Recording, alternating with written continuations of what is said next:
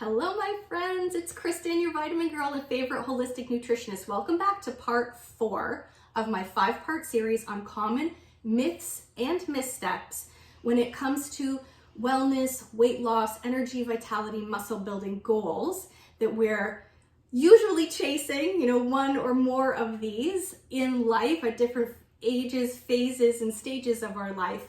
And it can be an extremely frustrating endeavor because so much of the information that we get inundated with is right for somebody at some time, but not necessarily your body and your goals. So let's dive into part 4, which is all around meal timing.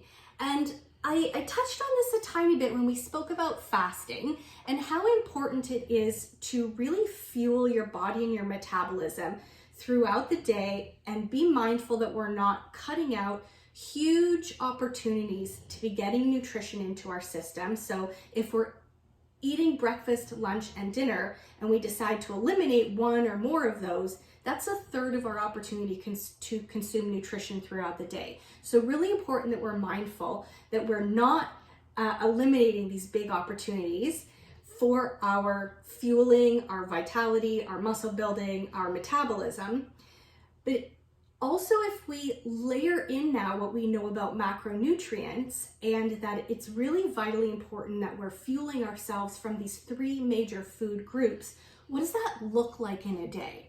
And quite simply, what it really looks like is taking an appropriate amount from each of these 3 groups at each 3 meals of the day. So 3 by 3 really is going to be the key.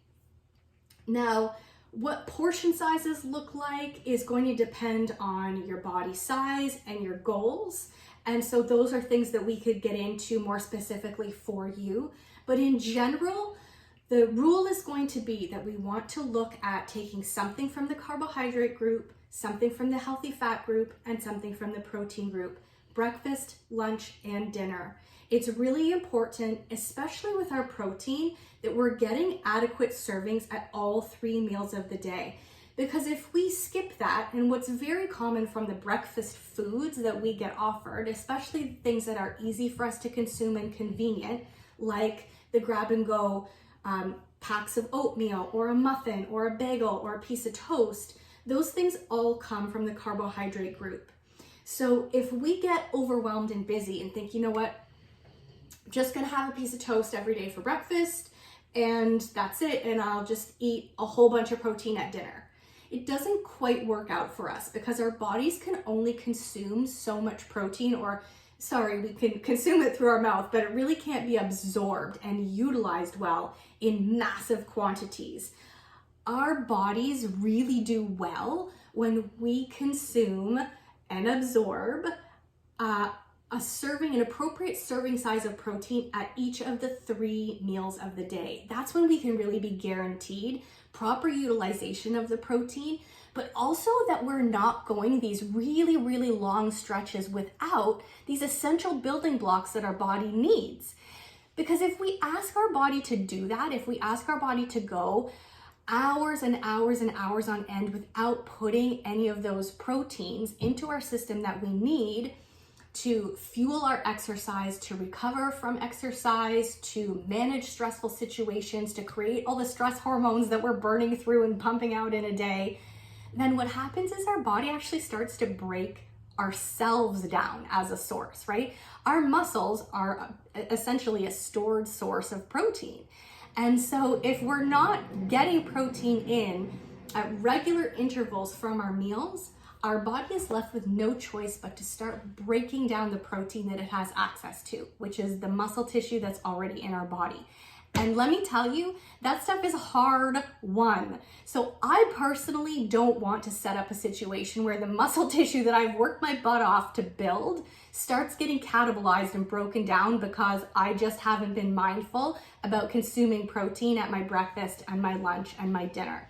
So if you have a similar point of view and you feel like, hey, I've worked really hard to gain whatever muscle I have, I most certainly don't want to lose it, and not as I move through my 40s, 50s, and 60s, because it becomes doubly hard to rebuild. And so let's preserve what we have. Let's give our body the fuel that it needs to maintain, to recover from exercise, to deal with any stressful situations, and stay strong and healthy and vital in our muscles, our ligaments, our joints, our tendons, our hair, skin, and nails. That is all connective tissue that's made from protein. So if we're considering our meal timing, it is really important that we remember 3 by 3, 3 major food groups, carbohydrates, fats, and proteins at every 3 major meals of the day: breakfast, lunch, and dinner. I hope that was helpful. I'm going to end our series with probably what I think is one of the most overlooked aspects of metabolism, energy, wellness, and weight loss. And so if you're curious to know what that is, tune in tomorrow and join me. Thanks so much, and bye for now.